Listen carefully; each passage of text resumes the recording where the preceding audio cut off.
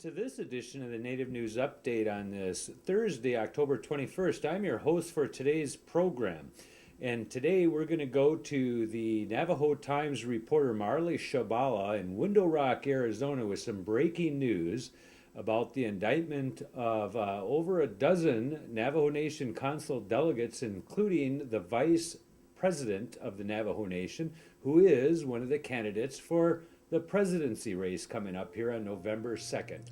Marley Shebala, we were holding up our news broadcast a little bit today because we hear there's some breaking news out of the Navajo Nation that's not just interesting but troubling in some ways. Can you give us a little bit of a report about what's going on down that way? Yeah, well, this morning Navajo Nation police served numerous Navajo Nation Council delegates with subpoenas to appear at tribal court to face criminal charges of conspiracy, theft, fraud, and forgery. The Navajo Nation Council was preparing to convene its fourth day of its winter session when the names of council delegates were called out to come to the South Conference Room, where police officers served them subpoenas. 14 delegates were ordered to appear for arraignment at 9 a.m., 11 a.m., and 1 p.m. today. Vice President Shelly, who's a presidential candidate, was waiting outside the courtroom when the Navajo Times arrived to report on the 11 a.m. arraignments. Shelly said that the executive office attorney, Michelle Dotson, asked him to meet her there. And when Dotson arrived, she had his subpoena, and a few minutes later, Shelly was served with his complaint involving 3 criminal charges, and those charges are conspiracy, theft, and fraud. And he pled not guilty to all 3 charges. And there'll be a pre-trial has been scheduled for him on January 18th, 2011. Okay. Very serious charges on almost the eve of tribal elections for that position of president down there. I can't imagine that that's going to help him out. But let's do a little bit of reconstruction here. I remember the Navajo Times being under a great deal of pressure earlier this year when they were reporting on some of the issues having to do with compensation and money and funds coming out of various ways. Can you give us a little bit of history of where these charges are coming out of? These charges are related to an investigation by a special prosecutor. And when the council back in 1989 had to place then Chairman Peter McDonald on basically investigatory leave, they had to, there were very serious charges at that time against him, almost similar charges, but they also involved hearing. And he was eventually found guilty of all of that. But in trying to deal with this, and they have an ethics office, they still felt that there was still not enough authority for that office to prosecute or investigate a high-ranking official such as the chairman and the vice chairman at that time. So a Special Prosecutor Act was created because they felt that filing charges also against a high-ranking official, it should be very serious. It shouldn't be frivolous, and it should be very serious. And so they felt that it needed to have a process. And so the process is that a complaint or a request is made for a special prosecutor. Reasons are given. All of whatever documents are presented to the Attorney General. The Attorney General looks through them, has 60 days to decide whether or not a special prosecutor should be called. And once a special prosecutor is called, that's it. The wheels start turning. Nothing can stop that investigation. And it goes hand in hand with the judicial branch. A special 3-judge panel is convened, and they begin overlooking what the special prosecutor is filing, if subpoenas need to be issued, criminal complaints. And when a special prosecutor was asked for back several months ago, it was initially to look at ONSAT and BCDS, two companies. Right. And they felt that, the council felt that it was true. There was huge, I mean, millions of dollars that were lost and just gone overnight. And Marley, wasn't that particular portion of the investigation aimed at the president at the time? Well, see, that was it. They asked the Attorney General for a special prosecutor. The Attorney General came back and said none was needed. And so the council on its own hired some attorneys to do investigation.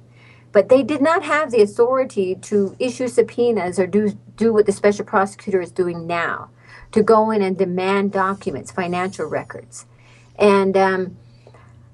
And so the attorneys came back that they hired and said, here's our report. They had an executive session. It was linked to the president. The president was placed on leave. It went through the court, and the court said you did it illegally.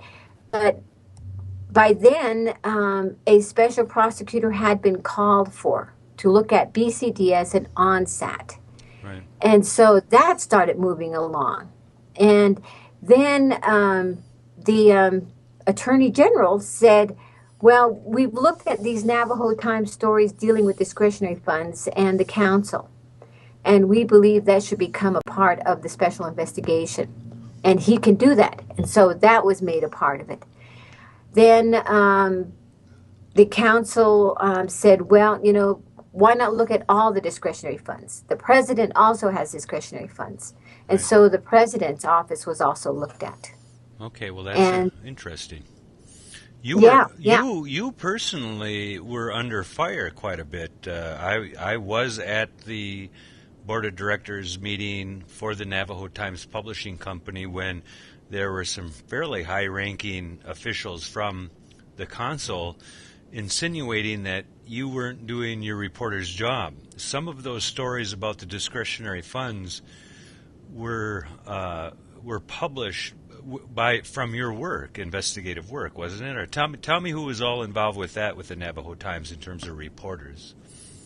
Yeah, those were documents that were left on my desk, and so often a lot of people leave documents for me because I've been on the reservation for so long, and that's my field is investigative journalism. And so I was able to look at those financial records, and I spent over a month going through them and backtracking and talking with other sources and making sure that these records really were connected to these council delegates, and these were the amounts, and looking at the law and just crunching the numbers. And there were reporters here that helped me crunch the numbers.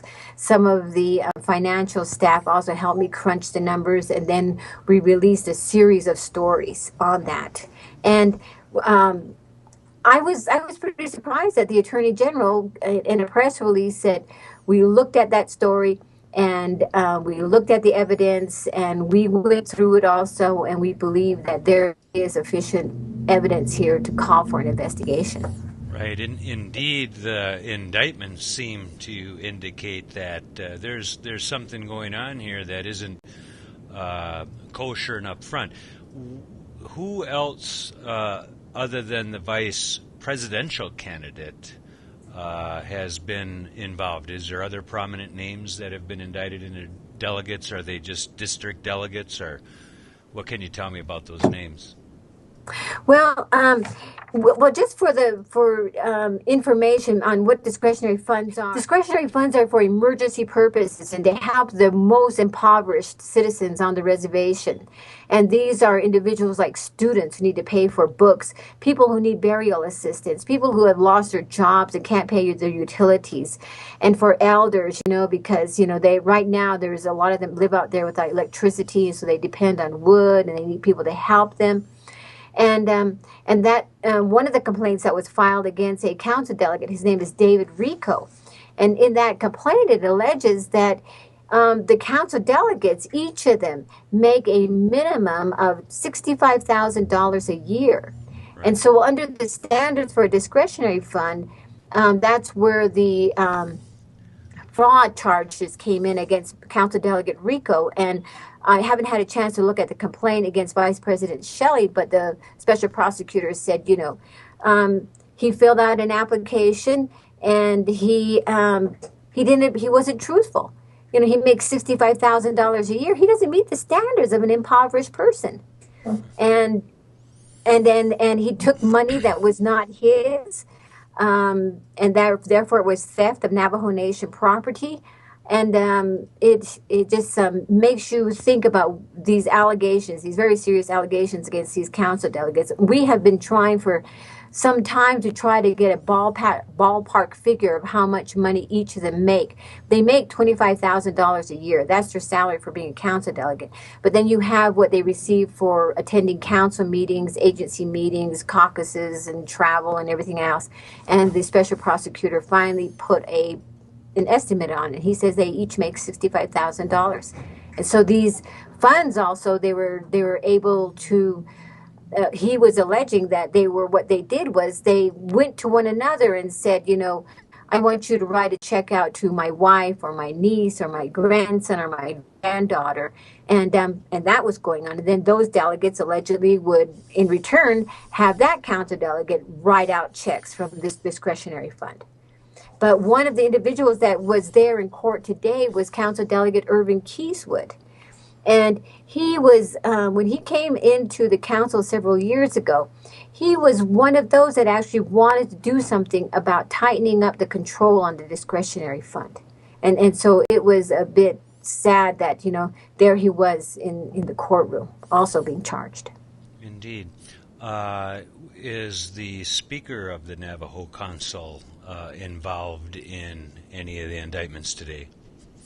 Well, right now they're going to be. There was a list of all the individuals that have complaints that have been filed with the Window Rock District Court. Okay. And I'm in the process. There's a process you have to go through to make a written request, tell the court specifically what you want, then it gets reviewed, and then it gets approved. But there's very strong rumors that he is, because it's his signature that goes on those applications for discretionary assistance. He approves them. And he has, not only does he have discretionary funds as a council delegate, but he also has discretionary funds as a speaker. And he was one of those individuals that was in my story that had written checks to relatives and other individuals who were not indigent. The reason I asked that, and we're close to closing out this interview, the reason I asked that is because he was definitely avoiding requests for information. I was aware of that. The Navajo Times staff people were asking for information. You weren't getting it. He was also one of the individuals that came down and insinuated that somehow Marley Shebala was not checking her facts and didn't know what she was talking about at that board of directors meeting. When this information, how long do you think it'll take? Where can people find it? Will they be able to find it at the Navajo Times website? My understanding is this week's issue is already out. So the website... Yes, we issued a press release that this was going to occur. We didn't have any names, but now we have names, and I'm going to try to get this information up on our website. We also use Twitter, so I'll get that information out. And one of the names that may appear eventually could also be Vice President Shelly's running mate, Council Delegate Rex Lee Jim. Okay. Well, things are exciting in Alaska, where reporters are being handcuffed for asking questions, and the elections at the Navajo Nation got that much more interesting. Marley, what's the URL if people want to go to your website to see this breaking information? They can go to NavajoTimes.com, www.navajotimes.com. Marley, thanks for giving us this information. We'll check back with you next week again and see what kind of an update we have. I'll go, Nat. Thank you. Yeah. We'll piece it together. And that Marley. is the latest roundup of news from Indian Country on this edition of the Native News Update. Thanks for joining with us. Stop by again soon.